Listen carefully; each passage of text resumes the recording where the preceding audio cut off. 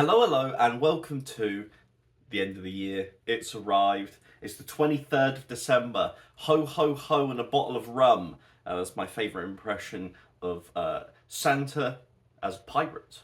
Where do you think he gets all the presents from? He steals them on the high seas. And I am here to go through my top 10 books of the year, discounting rereads. We're doing a top 10 because I typically try to do 10% of what I've read in a year, and I think I've read 106 books this year, which is less than the last 2 years, and I see that as a very positive thing because when I was reading about 140 or something, that was too much. I actually still think 106 is slightly too much. But I increased my average page count of a book, went from about 300, 320 to up to about 400 this year. And overall, positive changes for my reading life. Also left university, so I've been able to read a lot more of what I like to read. Good mix here, a lot of fantasy, a lot of contemporary, classic or one classic. A nice even spread in my opinion. Mostly fantasy, you expect to see that here. And let's get into it. Maisie decided to jump off, she's done with me. In number 10 does come a 2024 release, funnily enough, and that is Ghost Mountain by Hession.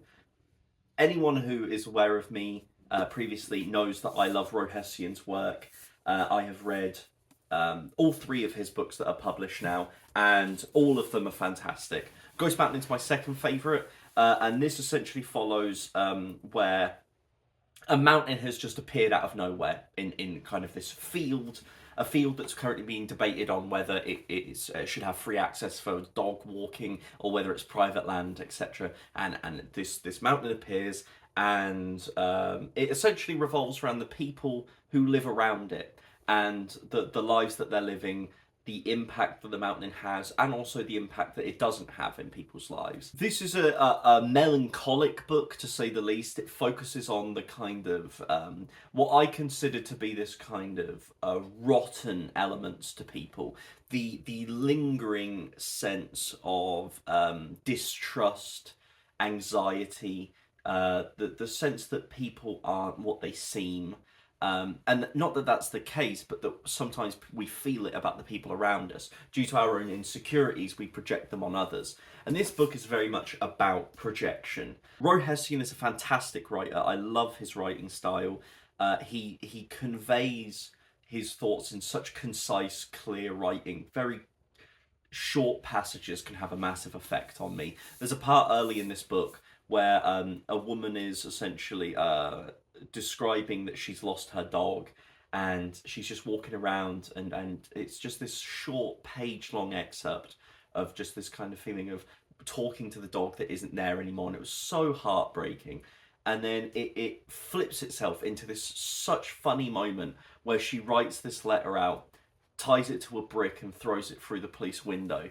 And that's what I love about Hession's writing. It's this polarity he creates between the melancholy and the funny in life. He ties those two images together, and also the same way that the unexpected in people. This lady who is just quite a mild lady, and that she just does this on impulse. She's just like, I'm smashing this through the window. A lot of fun, a lot of sadness. Really an interesting move for Hession's career in terms of after his two first books. So, that's number 10. We're starting off very strong. You'd hope so. This is the top 10% of the books I read. If you did make it this far as well, please do consider liking and subscribing if you fancy. Let me know your favourite books in the description as well, because I'm always looking for recommendations. I can't promise I'll always read them. What the fuck was that? But I will always promise to take them. My third most read author of the year was Katherine Arden, and my favourite out of those four was The Girl in the Tower, book 2 in the Winter Night trilogy. This continues on from The Bear and the Nightingale, which introduces us to a young lady called Vasya, set in kind of medieval Russia. And without spoiling what happens in The Bear and the Nightingale, obviously, essentially this book did what I was wanting from the series, which is expand the concept, really dig into the central kind of conflict of Christianity versus kind of more what's the word? The battle of belief which was happening at the time, and this really delves into that fantastically. This is a trilogy I started at that I began in January, and I don't think I've had for a while that sense of enjoying a first book but then just loving the second book. It was a very The Blade itself to Before They Are Hanged rise of like, oh, this is what I wanted. And yeah, Katherine Arden is a fantastic writer. One thing that she definitely proved with A Warm Hand of Ghosts as well is that she can manipulate her writing style. It's not always going to be the same. She will match it to the tone of the book she's writing, which is always a big plus for me. Number 8 was a book that took me by surprise in the fact that I didn't own it until like a week ago, and then suddenly it's on here. That always happens. When We Cease to Understand the World really snuck in at the end and became one of my favourite books of the year, and now James by Percival Everett has also done it. This is my second Percival Everett of the year. I read Erasure as well earlier, and Grace lovingly got me this for Christmas. I know what you're thinking. You just said it was the 23rd of December. What's this bullshit? We live in an adult household with no children. We don't need to play by the fucking rules. Christmas will bow down to me and allow me to have a book on my favourite list of 2024. James was fantastic. I have not read Huckleberry Finn. This is, of course, a retelling of Huckleberry Finn, if you didn't know. And you genuinely don't need to read Huckleberry Finn to understand James. Percival Everett is a masterful writer. Like, that's the one thing I felt from Erasure, is that I loved it. I loved it to the point where the how well he wrote it was a detriment, because the idea of the satire of this terribly written cliche like black narrative was overwhelming when it was such a large portion of the book that I was like, you have done too good a job, because this is insufferable in places. And James does this, it's so good. Essentially, the best thing I can say about James is that without having read it, I can feel what parts Huckleberry Finn he's drawn from, and I can feel the exact parts where it's like, oh, Huckleberry Finn would not have discussed this, Mark Twain would not have discussed this. When it comes down to, like, of course, we know that it's going to be about the racial element, in terms of that we're exploring James, of Jim as a three-dimensional character, rather than as he may have been presented in Huckleberry Finn. And it goes into this idea of the things that I really appreciate is it went into this idea of mixed heritage, this idea of passing, the treatment of women alongside men in terms of slavery, the different forms of torture that they were put through, and the similarities between them as well. There was so much that I admired about this book, from the way that Percival Everett flips this idea of the slave language to being this form of communication that was created by African Americans to be able to essentially pass to the white people, in a sense of like not looking intelligent, of looking or sounding the way that they expect them to sound. And the way that he does that in terms of switching accent, having this form of code switching throughout the book, was another thing that you're like, that's such a brilliant modern concept that we now have like a phrase for and everything, and applying that to a classic text and reworking everything. It was an astounding read, honestly. Percival Everett is a master of tonal balance, because there are some outrageously funny moments in James, and that is then immediately signposted with some of the most horrific depictions I've read. There are parts that are stomach-churningly horrific, and there are parts where James is proposed as a hero. There are parts where he is selfish. There are parts where he is completely paralyzed by his awareness of his position in the world at that time. And all of those are explored to such a degree. It's an astounding book. One that I finished, and immediately my only review I've put out to date is just that this is an immediate modern classic. In number 7 is Hurricane Season by Fernanda Melchor. This is a fucking book. This is a book. I don't know how to describe this. This is set in a rural village in Mexico. And essentially, from what I've read about the author, she essentially wanted to write a story about places that exist, stories that she's heard, stories she's witnessed, and condense this feeling of certain places in Mexico that have this concept of advancement, technological advancement, this belief in mythology and local spirits and that kind of thing. And the duality between those things, alongside the misogyny and the chauvinistic culture that is there. This is one of the most fucking brutal books I've ever read in my entire life. It is. There are parts. I read this very slowly. One from appreciation, and then parts because I genuinely couldn't stomach it. It was difficult reading some of this book. There is a particular portion. Also fair to say that this has, I mean this, every single trigger warning you can imagine. If you are someone who is easily upset or struggles with certain content, if you, when you hear that, just think, oh, I hope it doesn't have this content, it's going to have it. I would avoid it. Do not read this if you are someone who typically has that reaction to things, because it's just not the one for you. I don't mean it in any disrespectful manner. I don't mean it in any other way than this book is tough. This book is rough. If I knew the content of this book going in, I would not have read it for a long time. I would have kept putting it off.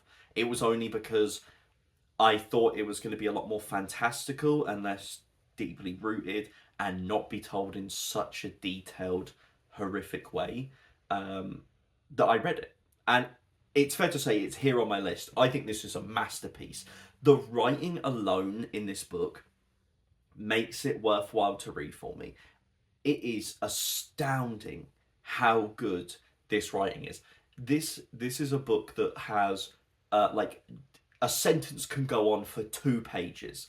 Like, you are rifling through this book because it's told in a matter where it's wall-to-wall text, but because the way that the dialogue or the actual narration, it's very stream of consciousness. You're just rifling through this person's thoughts, actions, emotions, everything.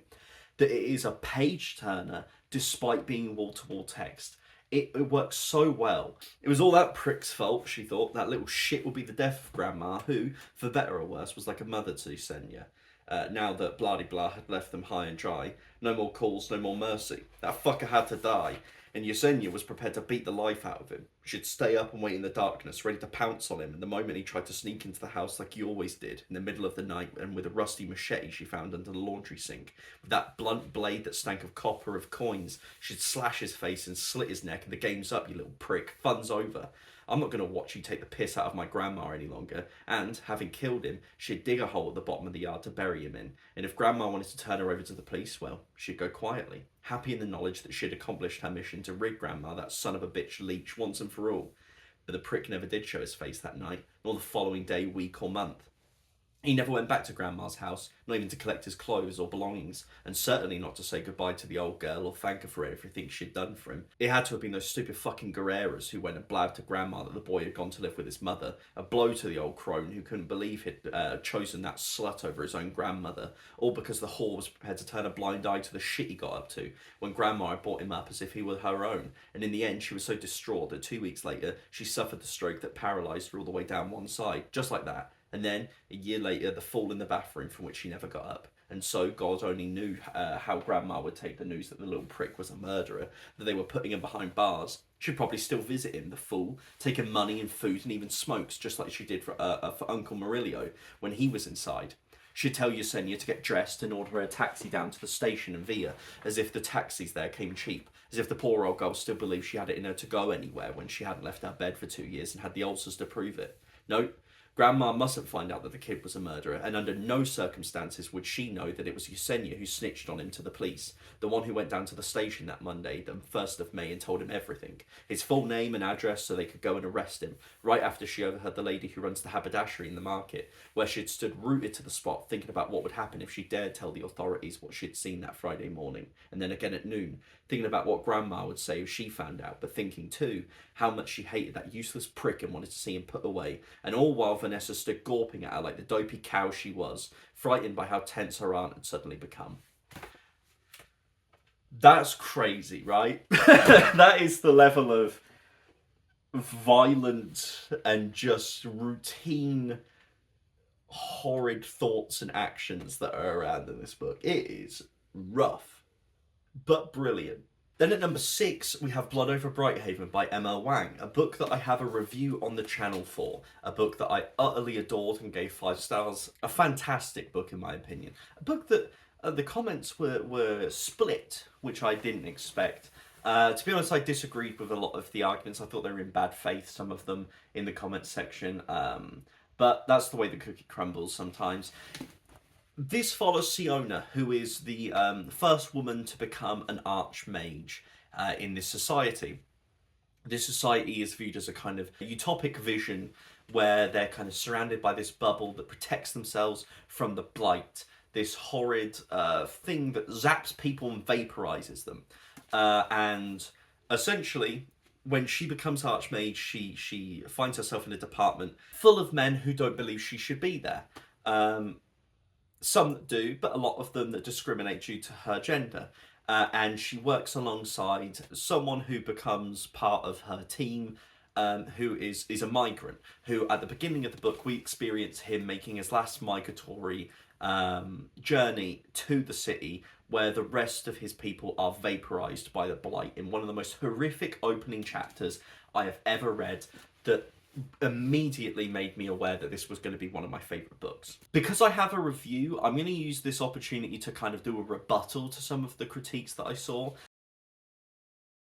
This was my takeaway. If you read this book and go, well, that sucked, I read it and all the white people were villains, all the white men were villains, who was I meant to relate to?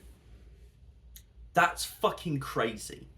That you read the book and was like, oh my god, they didn't provide enough nuance to the racist people. Who am I meant to relate to then?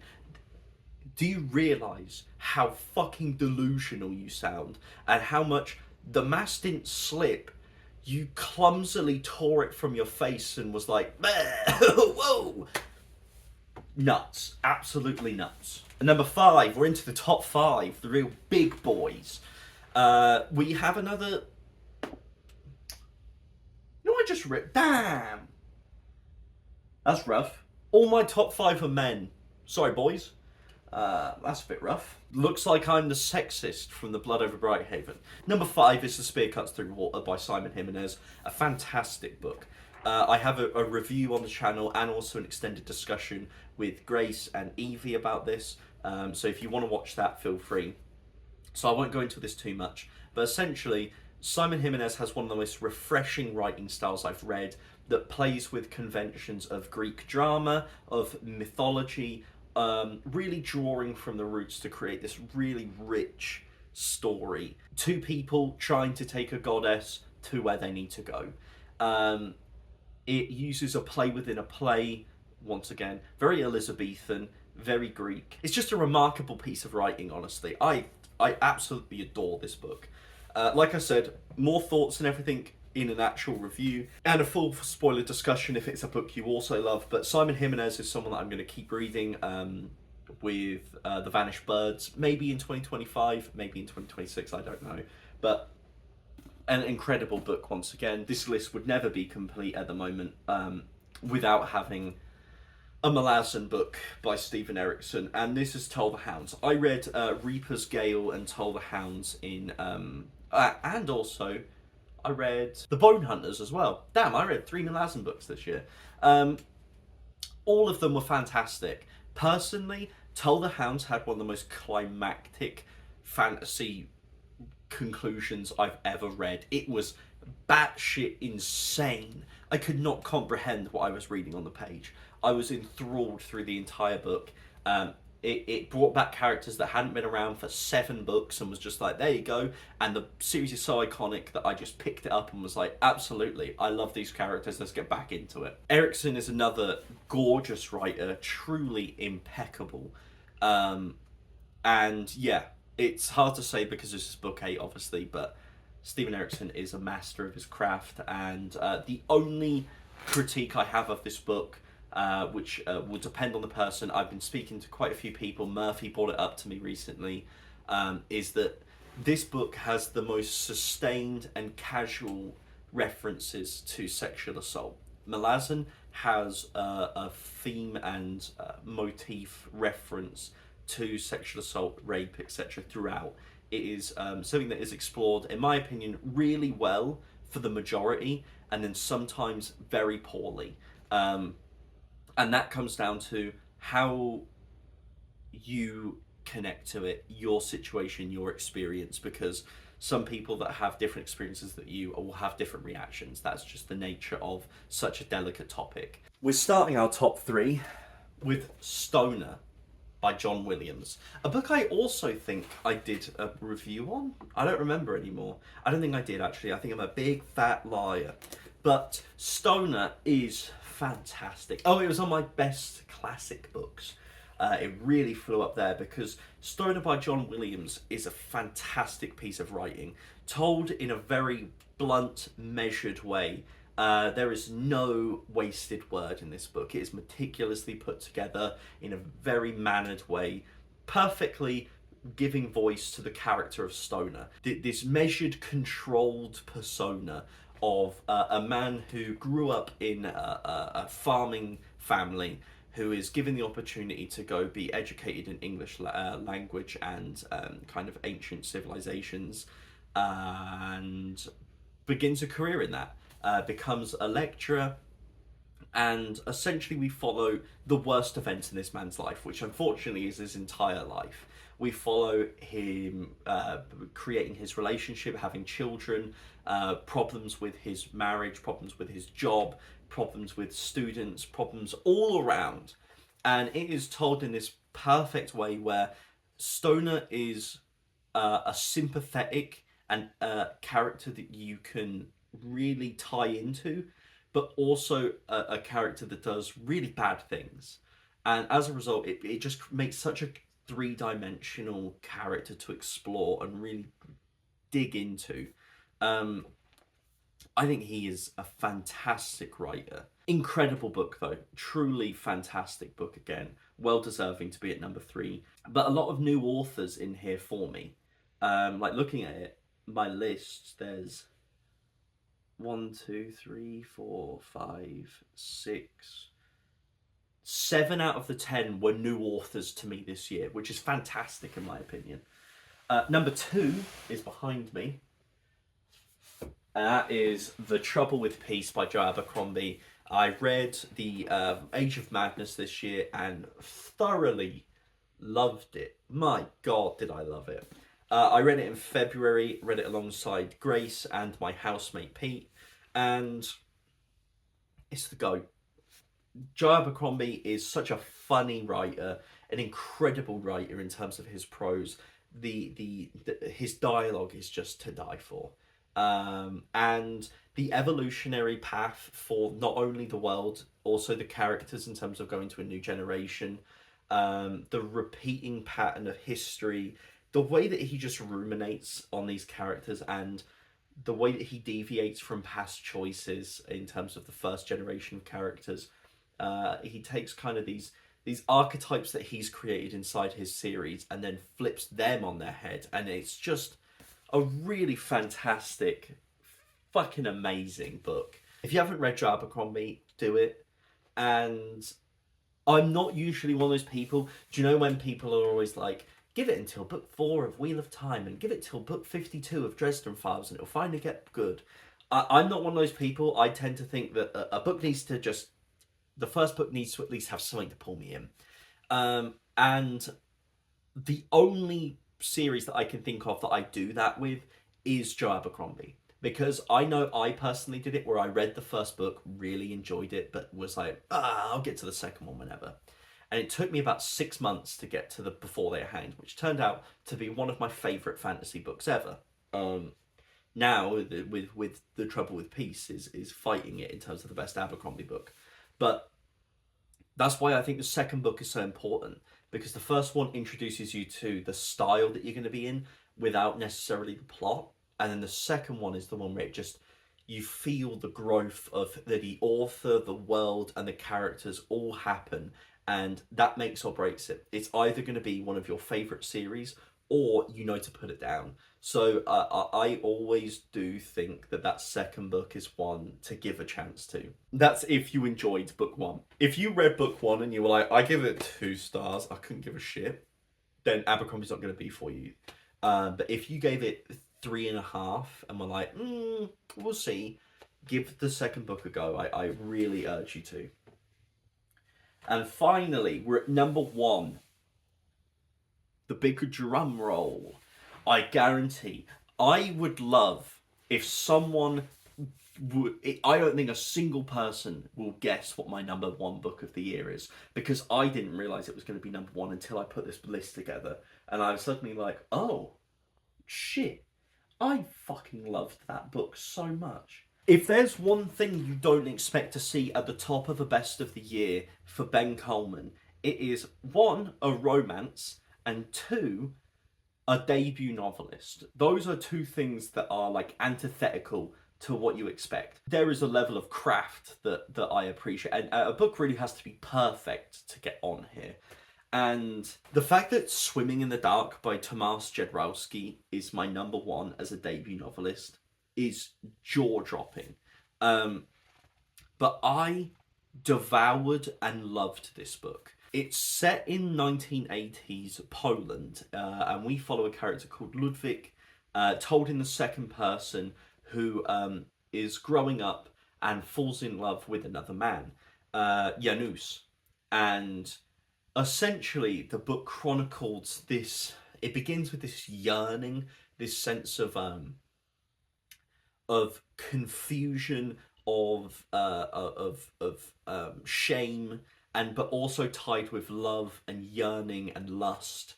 All of these feelings are tied together and communicated so well, as you experience him kind of reaching adulthood and having these thoughts and feelings and realizing that he is attracted to this boy, and then starting their relationship, and then they grow into adults and how they go through life. And alongside that, this is a literary historical fiction romance, because at the same time we are following how they become distanced through the political and ideological beliefs that they have.